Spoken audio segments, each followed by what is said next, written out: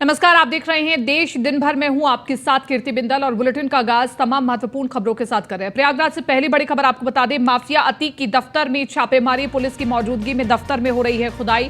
हथियार और कैश बरामद किया गया है। धूमनगंज से अतीक के कई करीबी भी गिरफ्तार किए गए हैं। तो बड़ी खबर आपको बता रहे हैं, पुलिस की मौजूदगी में दफ्तर में खुदाई हो रही है, हथियार और कैश बरामद किया गया है। और इसी के साथ साथ आपको बताते चले, धूमनगंज से अतीक के कई करीबी गिरफ्तार हुए हैं। प्रयागराज से बड़ी खबर, माफिया अतीक के दफ्तर में छापेमारी, पुलिस की मौजूदगी में दफ्तर में खुदाई हो रही है। और इसी के साथ साथ तमाम तस्वीरें जो निकल करके आ रही हैं वो भी हम आपको दिखाने की कोशिश कर रहे हैं। हथियार और कैश बरामद किया गया है। धूमनगंज से अतीक के कई करीबी भी गिरफ्तार किए गए हैं। उनसे पूछताछ होगी, सवाल जवाब किए जाएंगे और उमेश पाल हत्याकांड से जुड़े हुए तमाम सवाल किए जाएंगे।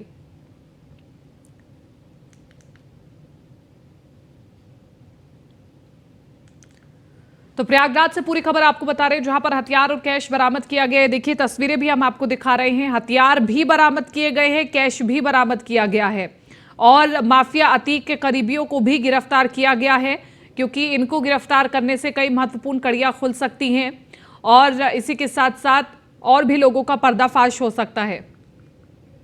विवेक पांडे बने हुए ज्यादा जानकारी के साथ संवाददाता फोन लाइन पर। विवेक पांडे, क्या कुछ कार्रवाई आज पुलिस ने की है?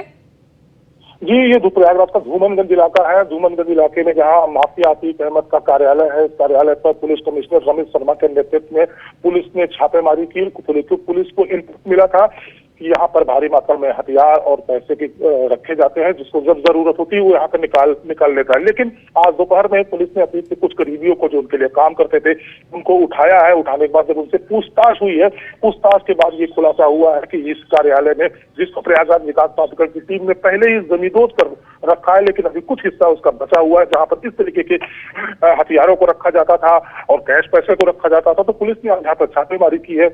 पुलिस को यह अंदेशा था कि यहाँ पर जमीन के पीछे गड्ढे में भी पैसे को, हथियारों को छुपाया गया है, जिसके यहाँ पर पुलिस ने खुदाई करवाई है और खुदाई कराने के बाद ये सारी चीजें निकलकर सामने आई है। तो जिस तरीके से उमेश पाल हत्याकांड के बाद ये भारी हथियारों का जखीरा बरामद हुआ, तो इसमें रिवाल्वर भी है, पिस्टल भी है, कारतूस भी है, लाखों रुपए है, 500-500 रुपए की नोट्स बरामद हुए। फिलहाल पुलिस अभी नोट गिनने की मशीन को मंगाई है और वहां पर भी नोटों की गिनने की प्रक्रिया को चल रही है। अंदाजा लगाया जा रहा, सूत्रों के हवाले से खबर आ रही है कि लगभग 10 करोड़ रुपए के आसपास की रकम हो सकती है। लेकिन अभी ये शुरुआती रुझान है। अभी पुलिस सारी गिनती कर रही है। गिनती के बाद सारी चीजें निकल कर सामने आएगी। जी ठीक है विवेक, शुक्रिया तमाम इस जानकारी के लिए। और अगली बड़ी खबर, राजधानी दिल्ली से मनीष सिसोदिया मामले में हुई सुनवाई। मनीष सिसोदिया की जमानत याचिका पर सुनवाई हुई है। राउस एवेन्यू कोर्ट ने ईडी को नोटिस जारी किया है। 25 मार्च को होगी अगली सुनवाई। शराब नीति घोटाला मामले में पेश हुए सिसोदिया। तो बड़ी खबर आपको बता रहे हैं, मनीष सिसोदिया की जमानत याचिका पर सुनवाई हुई। राउस एवेन्यू कोर्ट ने ईडी को नोटिस जारी किया है। 25 मार्च को अगली सुनवाई होनी है। और इसी के साथ साथ आपको बताते चले, शराब नीति घोटाला मामले में पेश हुए सिसोदिया। दिल्ली से बड़ी खबर, मनीष सिसोदिया मामले में हुई सुनवाई। मनीष सिसोदिया जद्दोजहद कर रहे हैं कि वो एक बार जमानत से छूट जाएं और इसी के साथ साथ इस पूरे मामले में क्या अपडेट है ये भी हम जानने की कोशिश करेंगे। राउस एवेन्यू कोर्ट ने ईडी को नोटिस जारी किया है। 25 मार्च को अगली सुनवाई होनी है, यानी कि 25 मार्च तक हिरासत में रहेंगे मनीष सिसोदिया। शराब कांड घोटाला मामले में हिरासत में हैं मनीष सिसोदिया। तो मनीष सिसोदिया की जमानत याचिका पर सुनवाई हुई है। अगली सुनवाई 25 मार्च को होनी है। राउस एवेन्यू कोर्ट ने ईडी को नोटिस जारी कर दिया है। आम आदमी पार्टी इस मसले को लेकर के अन्य पार्टियों पर हमलावर है, मुख्य तौर पर बीजेपी पर हमलावर है और इसी के साथ साथ कई सवाल खड़े किए जा रहे हैं। पीयूष तिवारी हमारे साथ बने हुए ज्यादा जानकारी के साथ संवाददाता दिल्ली से। पीयूष तिवारी, आज की सुनवाई में क्या कुछ हुआ, बताएं एक बार।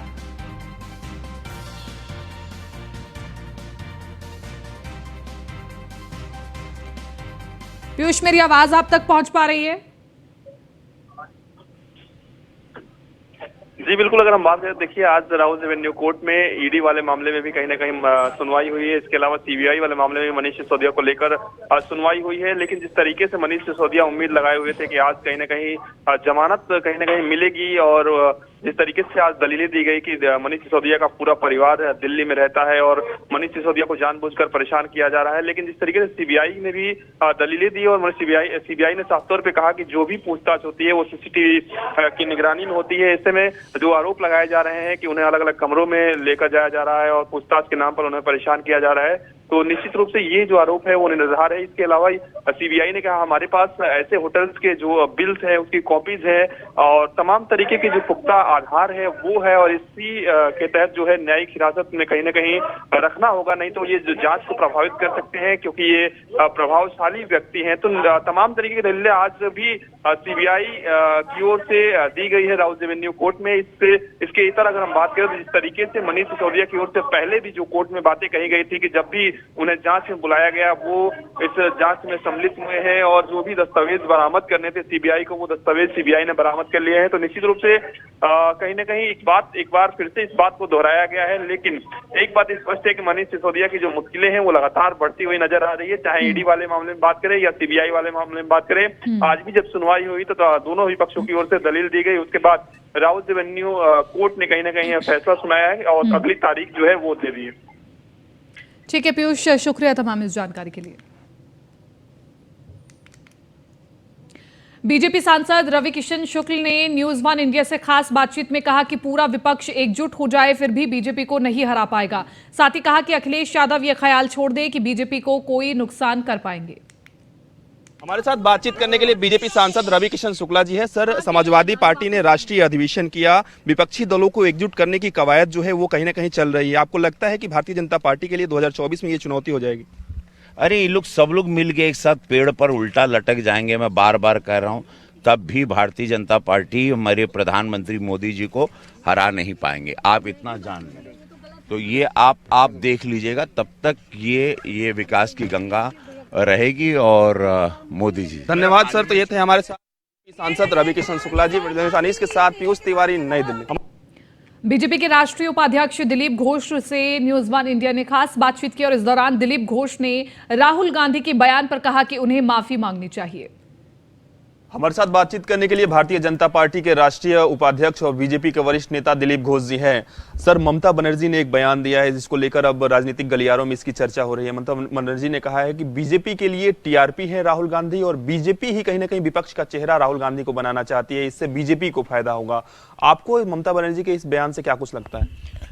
नहीं, ममता बनर्जी हार के थक चुकी है। चेहरा बनने के लिए पूरा प्रयास की। पिछले लोकसभा चुनाव में पूरा देश में हर प्रदेश में गए, सब नेताओं से बैठक किया, सबको बुलाकर कलकत्ता में बड़ी मीटिंग भी की, स्लोगन लगाया मोदी हटाओ देश बचाओ, और उसके बाद परिणाम देखा, उनके खुद का 1 दर्जन सीट कम हो गई, विरोधी पस्त हो गए। इसलिए वो हाल छोड़ करके अपनी जगह में है। भारतीय जनता पार्टी की कोई टेंशन नहीं है कौन विरोधी नेता बनेगा। हम सरकार चला रहे हैं, लोगों को सुराज दे रहे हैं। नरेंद्र मोदी जी का नेतृत्व में सरकार चल रहा है, देश दुनिया में देश का नाम बढ़ रहा है, इसलिए हमें उसकी चिंता नहीं है। अब वो लड़ाई करे, कौन 1 होगा कौन 2 होगा, इसकी लड़ाई हमेशा रही है, और जब चुनाव आता है इसको थोड़ा बढ़ जाता है। केवल अस्तित्व बचाए रखने के लिए लड़ाई चल रही है विरोधियों का। ममता बनर्जी ने यह भी कहा है कि ऐसा पहले कभी नहीं देखा गया है कि जब संसद में किसी विदेश में कोई नेता जाकर कोई बयान देता है तो संसद में इस तरीके के हंगामा हो। जानबूझकर बीजेपी ऐसा कर रही है। नहीं, विदेश में हो चाहे देश में हो, देश का बदनाम करने वाले, संविधान का उल्लंघन करने वाले, लोकतंत्र का, लोकसभा का और लोकसभा अध्यक्ष का इस प्रकार से कोई अपमान कहीं भी करता है, भारतीय जनता पार्टी उसका विरोध करेगा। विरोधी पार्टियों की समस्या है कि कोई किसी को नेता बनने के लिए मानने के लिए तैयार नहीं है। सब अपने को नेता मान रहे हैं, सब अपने को प्राइम मिनिस्टर बन रहे हैं, तो इसलिए कैसे समझौता होगा? जब चुनाव आता है, चुनाव लड़ना है, अपना अस्तित्व दिखाना है, इसलिए इस प्रकार एक्टिविटीज़ होती है। ना तो अखिलेश जी ममता बनर्जी को सपोर्ट कर कोई मदद कर सकते हैं, ना ममता जी उनको कर सकते हैं। पिछले विधानसभा चुनाव उत्तर प्रदेश में ममता बनर्जी गई थी, लेकिन रिजल्ट क्या हुआ? अखिलेश जी को कुछ नहीं हाथ लगा। ममता बनर्जी गए थे चेन्नई, वो स्टैलिन जी को क्या मदद करेंगे, ना तो शिवसेना को क्या मदद करेंगे। अपना अपना अस्तित्व बचा के रखने के लिए है। दूसरा है कि समाजवादी पार्टी, ममता बनर्जी की पार्टी, ये राष्ट्रीय पार्टी का जो तकमा है उसको बचाए रखने के लिए दूसरे प्रदेश में जाते हैं। लेकिन ममता बनर्जी खुद आसाम, त्रिपुरा से लेकर गोवा तक चुनाव लड़ लिए, कुछ भी हाथ नहीं लगा। तो इसलिए उनकी एक समस्या है कि राष्ट्रीय पार्टी की जो दर्जा वो खत्म ना हो जाए और जो अस्तित्व बचा हुआ है उसको बचा कर रखे, इतनी लड़ाई है और उनसे कुछ उम्मीद भी नहीं है देश का। धन्यवाद सर। तो ये थे हमारे साथ भारतीय जनता पार्टी के राष्ट्रीय उपाध्यक्ष दिलीप घोष जी, जिनका साफ तौर पर कहना है कि विपक्षी दल जितने भी हैं वो कहीं ना कहीं अपनी पार्टी का अस्तित्व बचाने में लगे हुए हैं। वीडियो अनीस के साथ पीयूष तिवारी, नई दिल्ली। महाराष्ट्र के पुणे से है, जहां सिम्बायोसिस इंटरनेशनल विद्यापीठ के प्रांगण में G20 के तहत विश्वविद्यालय के साथ संवाद कार्यक्रम का आयोजन किया गया और इस अवसर पर हर्षवर्धन श्रृंगला ने छात्रों से बातचीत की है। यूथ 20 के अवसर पर कई प्रतियोगिताओं का आयोजन भी किया गया। प्रतियोगिता के विजेता छात्रों को हर्षवर्धन श्रृंगला द्वारा पुरस्कार बांटे गए। साथ ही कहा कि कन्याकुमारी से दिल्ली तक G20 को लेकर युवाओं में चर्चा चल रही है। ये भारत में युवा पीढ़ी को जागृत कर रहा है और इस पीढ़ी के विश्वास पर भारत महाशक्ति की ओर अग्रसर होगा।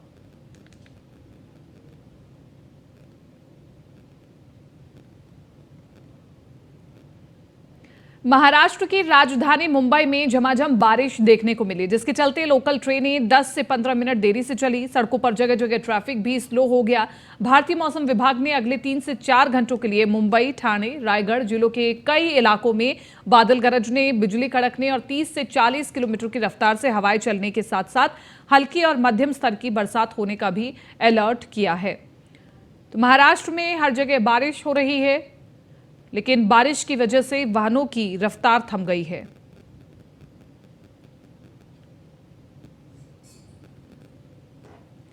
तो जगह जगह बारिश की तस्वीरें निकल कर के सामने आ रही हैं। घने काले बादल छाए हुए हैं, लोगों को भी परेशानी हो रही है। लोग जहां यात्रा करना चाहते हैं वो नहीं कर पा रहे या तो देरी से कर पा रहे हैं और बारिश को लेकर के अलर्ट भी जारी कर दिया गया है। महाराष्ट्र सरकार की नदी संरक्षण अभियान चला जानुआ नदीला के तहत सांसद हेमा मालिनी की नृत्य नाटिका गंगा का आयोजन NCPA मुंबई में किया गया, जिसमें राज्यपाल रमेश बैस शामिल हुए और इस कार्यक्रम के बाद हेमा मालिनी और प्रतिभागियों को राज्यपाल ने सम्मानित भी किया।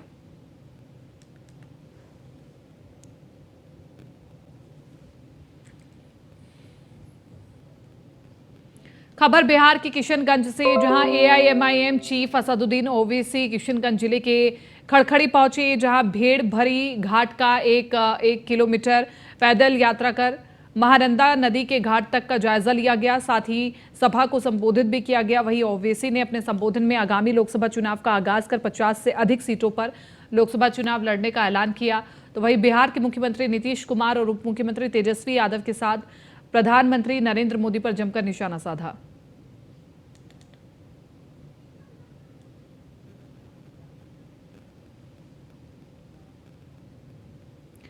खबर बिहार के सीतामढ़ी से है, जहां इस वक्त विदेशी पर्यटकों की भीड़ देखने को मिल रही है। इनमें अर्जेंटीना, साउथ अफ्रीका, यूरोप समेत कई देशों के पर्यटक शामिल हैं।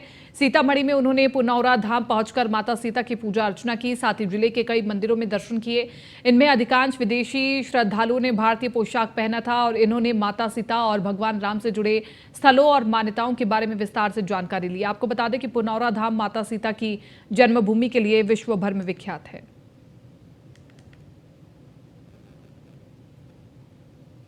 Heard a lot about Sita Ram for many years, and it is our dream to come to this place today. This is the glory of Bihar, the glory of India, that Sita Devi was born in this place. So we just very happy to be here, and we pray. Calcutta. I lived in Mayapur with my wife, and we have some work in there. Thank you so much. What's your name? My name is Bhagavat Amrita Das, disciple of Bhaktivedanta Swami Srila Prabhupada. I'm in India since 1975. हमारे में 150 भक्त हमारे ISKCON के international स्वराज्य for Krishna consciousness से विभिन्न जगह से, विदेश से यहाँ सीताराम धाम में पधारे हैं माँ जानकी की भूमि को दर्शन करने के लिए। यहाँ से हम लोग दर्शन करके फिर दूसरा सीतामढ़ी में राधा कृष्ण मंदिर तक जाएंगे, नगर संकीर्तन करते हुए। नगर संकीर्तन के बाद वहाँ महाप्रसादम होगा। विरासत बचाओ यात्रा पर निकले राष्ट्रीय लोक जनता दल के सुप्रीमो उपेंद्र कुशवाहा ने नीतीश कुमार पर जमकर निशाना साधा। पश्चिमी चंपारण जिला के भितिहरवा से निकले उपेंद्र कुशवाहा मोतिहारी पहुंचे। मोतिहारी के एक होटल में आयोजित संवाददाता सम्मेलन में नीतीश कुमार पर हमला बोलते हुए कहा कि नीतीश कुमार के साथ राजद के लोग जो व्यवहार कर रहे हैं उसे सभी लोग देख रहे हैं। अब इस तरह का बर्ताव नीतीश का बर्दाश्त कर रहे हैं। ये नीतीश कुमार का व्यक्तिगत मामला है, लेकिन अब बिहार के लोग बर्दाश्त नहीं करेंगे।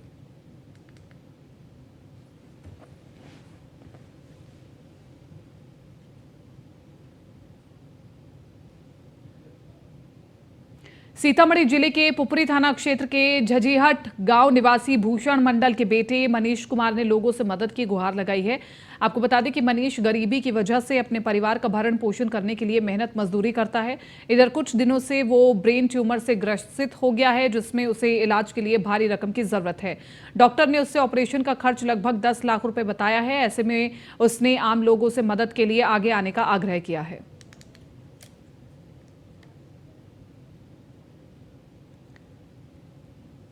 तो सीतामढ़ी बिहार से पूरी खबर आपको बता रहे हैं, जहां पर इलाज के लिए 10 लाख रुपए की एक परिवार को जरूरत है, लेकिन आर्थिकी कमजोर होने की वजह से कैंसर पीड़ित ने मदद की गुहार लगाई है।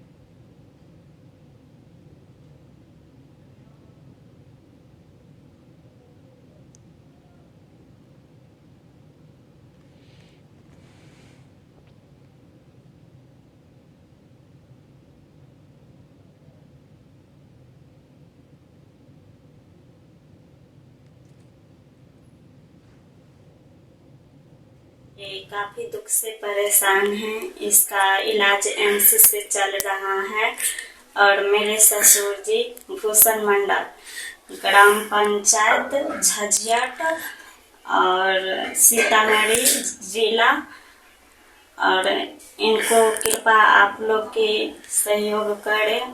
मेरे एक मित्र है जिसका नाम मनीष कुमार है और उनके पिताजी का नाम भूषण मंडल है। उसके बारे में बात करने जा रहे हैं। वो जो है सो एम्स में भर्ती है और उसको ब्रेन कैंसर हो गया है। तो 1.5 साल से इलाज चल रहा है और इलाज में लगभग इनके पास जो भी इनका जमा पैसा था 3-4 लाख रुपया वो सब लग चुका है। भैंसी बिक गया। खाने पीने पर आफत है बेचारे। एक टाइम खाना खाते हैं, एक टाइम नहीं खाते हैं। और जो लड़का जहाँ पे दिल्ली में है वहाँ से वो जो हॉस्पिटल जाता है, लड़के के पास इतना पैसा भी नहीं है कि वो हॉस्पिटल जा सके। पैसे के एकदम बहुत ज़्यादा दिक्कत में वो जी रहा है। मेरा लड़का जो है कैंसर पेशेंट है और जहाँ तक हम सकें अभी दिल्ली एम्स में इलाज चल रहा है। इतना मतलब स्थिति गड़बड़ हो गया है जो हम अब बेटा का इलाज, डॉक्टर का कहना है जो 5 लाख रुपया 3 यूनिट ब्लड और 2 तो बेटा का इलाज होगा। हम गरीब आदमी, अब जो है हमारे पास औकात नहीं है, कैसे हमारा बेटा ठीक हो। भागलपुर से खबर है, जहां सुल्तानगंज से अगुवानी पुल को जोड़ने वाली गंगा नदी पर पुल निर्माण कार्य पर वन विभाग ने रोक लगा दी है। 2014 से 1700 करोड़ की लागत से बन रहा चर्चित अगवानी पुल पर अब ग्रहण लग गया है। आपको बता दें कि बन रहे पुल का एनओसी नहीं मिला है। डीएफओ ने कहा कि जब तक एनओसी नहीं मिल जाता तब तक किसी भी हड़ताल में पुल नहीं बनेगा। साथ ही आपको बता दें कि सुल्तानगंज के जदयू विधायक ललित नारायण मंडल पुल नहीं बनने की बात सुनते ही आग बबूला हो गए और कहा कि पुल रोकने वाले को सदन में आकर जवाब देना होगा।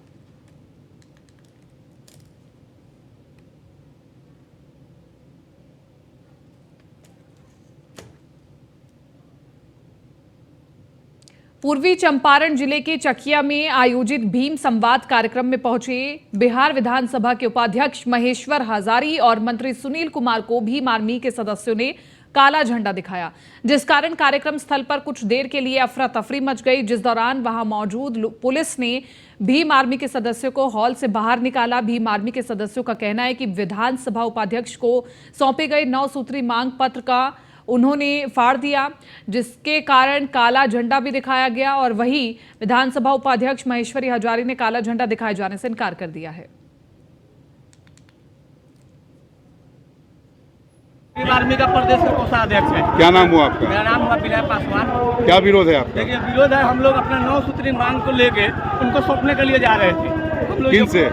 महेश्वर हजारी जी से। और सुनील जी से, लेकिन क्या हुआ कि वो जैसे हम लोग दिए वो फाड़ दिए, उनका जो लोग था वो फाड़ दिए उसमें हम लोग का मांग था कि अनुसूचित जाति आयोग को गठन करना, 7 सालों से लंबित है, अभी तक गठन नहीं हुआ है। उसके बाद में दूसरा मांग था हम लोग का कि अनुसूचित जाति का आए दिन हत्या हो रहा है। आप बगल में ही देखिए रघुनाथपुर में 2 भाइयों का हत्या हुआ। काला झंडा नहीं दिखाया गया, उन लोगों ने अपनी मांग रखी थी, जो बात करके क्वेश्चन किया था उस क्वेश्चन का निराकरण हो गया है, बात हो गई है। जल्द से जल्द गिरफ्तारी की होगा और नहीं, काला झंडा दिखाएगा, फहराया गया है जिसमें काला झंडा नहीं दिखाया गया।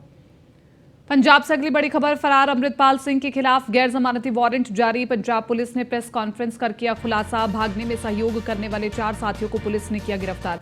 हुलिया बदलकर अमृतपाल सिंह फरार हुआ है। तो बड़ी खबर आपको बता रहे हैं, पंजाब पुलिस ने प्रेस कॉन्फ्रेंस कर खुलासा किया है। हुलिया बदलकर अमृतपाल भागने में कामयाब हुआ है। भागने में सहयोग करने वाले 4 साथियों को पुलिस ने गिरफ्तार कर लिया है। हुलिया बदलकर अमृतपाल सिंह फरार हो गया है। पंजाब पुलिस ने प्रेस कॉन्फ्रेंस कर खुलासा किया है। पिछले 2 से 3 दिन से पंजाब पुलिस अमृतपाल को तलाश रही है, लेकिन अमृतपाल फरार है। आपको बताएं कि हेट स्पीच और अन्य 3 मामलों दर्ज होने के बाद पंजाब पुलिस अमृतपाल को गिरफ्तार करने के लिए पहुंची थी, लेकिन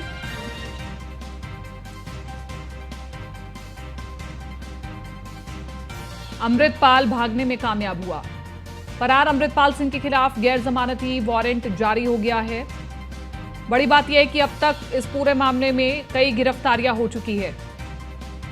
खालिस्तान समर्थक अमृतपाल अभी भी पुलिस की गिरफ्त से बाहर चल रहा है और देश चाहता है कि जल्द से जल्द अमृतपाल को गिरफ्तार किया जाए, क्योंकि देश को विभाजित करने वाली विचारधारा वो पब्लिकली बिना किसी डर के रख रहा था। आपको बताएं, भारत में तो इसका विरोध चल ही रहा है, लेकिन फॉरेन में भी कई तस्वीरें सामने आ रही हैं जहां पर खालिस्तानी समर्थक अमृतपाल पर हुई कार्रवाई से तिलमिलाए हुए हैं।